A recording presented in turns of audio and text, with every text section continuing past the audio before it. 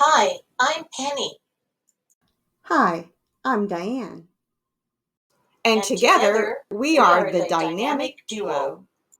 We first met online as we prepared to present together at an international conference in Vancouver, Canada. As we got to know each other, we bonded over our shared perspectives and goals. We high fived each other and said, let's collaborate and conquer a course together. Two new pals, an American and a Canadian, partnering on a new project. And we're inviting you to join us.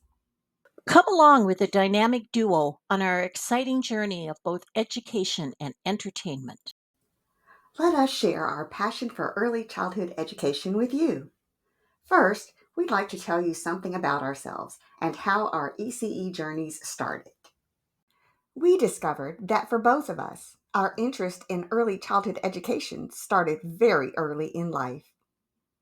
I've been interested in early childhood education since I was in early childhood myself.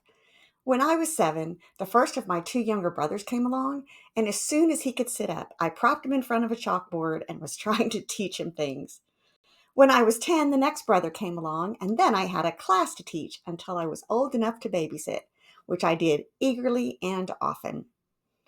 Eventually, I earned a bachelor's degree that certified me for nursery school and kindergarten teaching and a master's degree in child development. I've taught young children and taught adults about young children in a variety of settings through the years. I'm also the parent of a neurodivergent child who's now an adult. She took me on a different parenting journey than I had expected, and I wasn't always a willing traveler. But over the years, Corinne and I have both learned a lot, and I'll be sharing some of those lessons with you. When I was 11 years old, I had my future all mapped out. I was going to work with children.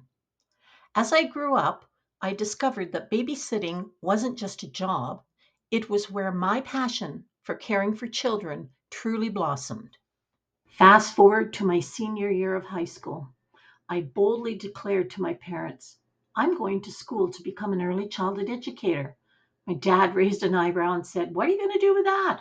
But it was 1973, and back then the importance of childcare wasn't quite as recognized as it is today. After completing my early childhood education, I dove right into my dream job, and here I am 50 years later, still happily surrounded. Sure, I've dealt with my fair share of surprises. Think diaper changes and the occasional barf incident. But the greatest rewards have always come from the little ones, watching them grow and transform, soaking up their love, getting endless hugs and sweet compliments, like when they tell you have the best hair ever. I mean, who wouldn't want a job that pays in love? Eventually, I took a leap and transitioned from frontline childcare to consulting and teaching. Guess what? I discovered a second passion along the way. Now I get to share everything I've learned over the years by teaching workshops, being a keynote speaker at conferences, consulting with childcare programs, and helping new childcare startups. Wow, what an amazing journey it has been. Enough about us and how we began and were separately pursuing our ECE passions. Here's why we decided to undertake this project. We realized that pooling our knowledge from our combined 90 plus years of experience might give you a useful resource. So, here are some of the things we'd like to explore together with you. Welcome to the exploration of the factors that influence a child's behavior in childcare. From room design to interactions with educators and families, every aspect of the childcare environment plays a crucial role in shaping a child's experiences and behaviors. Interactions between children and early childhood educators lays the foundation for positive behavior. Encouraging language, positive reinforcement, and modeling appropriate social skills help children develop empathy, communication, and cooperation. In my part of the course, I'll focus on these interactions between educators and children. I'm passionate about supporting children emotionally because it helps them build self regulation and other social emotional skills, promotes their resilience, and reduces challenging behaviors. I've developed a framework I call the 4 C's that helps adults, teachers, and parents provide this support. The 4Cs framework has two main parts: what children need when they're distressed and what they need when they're calm. So here's the first part of the framework. When children are distressed or acting out, they need the 3 Cs of co regulation: to feel connected with the adult, to be helped to calm down, and to be treated with compassion. When children are calm, they are ready to learn. That's when we use the 4th C, capacity building of self regulation.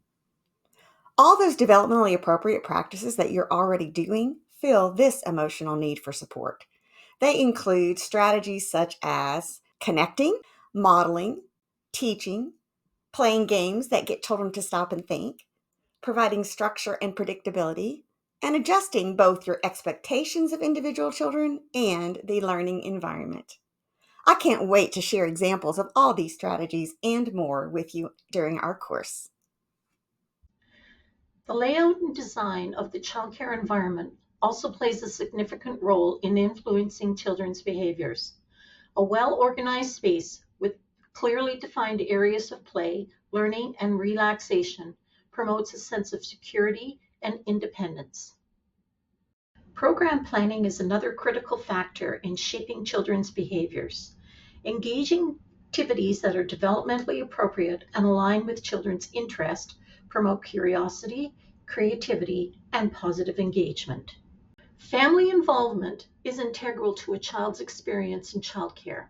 Collaborating with families, sharing ideas, and maintaining open communication fosters a sense of continuity between home and childcare, promoting consistency and emotional well-being for the children.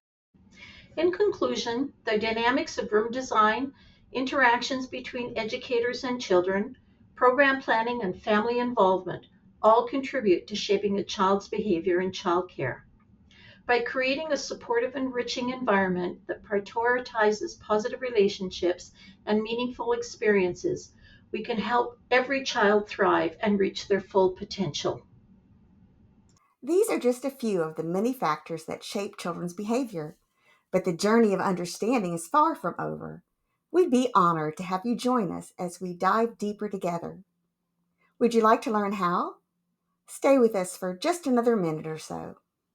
Penny and I are excited to offer our engaging new course, Positive Pathways, Guiding Behavior with Strong Relationships, Purposeful Planning, and Thoughtful Design. This interactive workshop series takes a practical and reflective approach to the many positive influences on young children's behavior in early learning settings. Together, we'll explore proven strategies that address the key factors we mentioned. Plus, we'll tackle real-world issues like managing challenging behaviors and navigating your particular hot buttons. Each session will help you uncover the why behind behaviors using research-based and experience-informed strategies that promote respectful, effective guidance and support children's social emotional growth. What makes this course truly unique? You do. The content will be shaped by your questions, needs, and everyday challenges, making it relevant, responsive, and immediately useful. Whether you want to better understand behavior as communication, adopt proactive classroom strategies, or explore trauma-informed approaches, this series meets you where you are. So, how does that sound? Register today and bring your biggest behavior challenges and your curiosity. With our over 90 years of combined experience and the collective wisdom of the group, we're here to help you and your children thrive.